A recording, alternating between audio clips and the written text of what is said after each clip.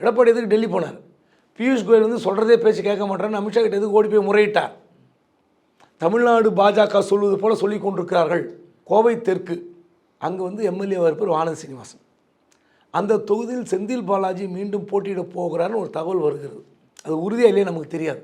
ஆனால் அவர் அங்கு போட்டியிட்டால் நான் அங்கு போட்டியிட முடியாது, நான் தோல்வி அடைந்து விடுவேன் என்று வானதி சீனிவாசன் பயப்படுகிறார். கோவை வடக்கு கேட்குறார். அந்த கோவை வடக்கு தொகுதியை அண்ணாமலை கேட்கிறார். அண்ணாமலைக்கு என்ன சொல்லுங்க, இல்லை வடக்கு கொடுக்க முடியாது, கோவை தெற்கு இல்லைன்னா வடக்குன்னு எப்படி கேட்குறீங்க? வானதியும் கேட்குறாங்க, நீங்களும் கேட்குறாங்க, எத்தனை கொடுங்க? இல்லை எனக்கு கவுண்டம்பாளையம் கொடுங்க. கவுண்டம்பாளையம் எங்கள் தொகுதி கொடுக்க மாட்டோம். சரி எனக்கு பல்லடம் கொடுங்கன்றார். பல்லடம் கொடுக்க முடியாது, எங்களுக்கு முன்னாள் அமைச்சர் ஆனந்தன் இருக்கிறார்.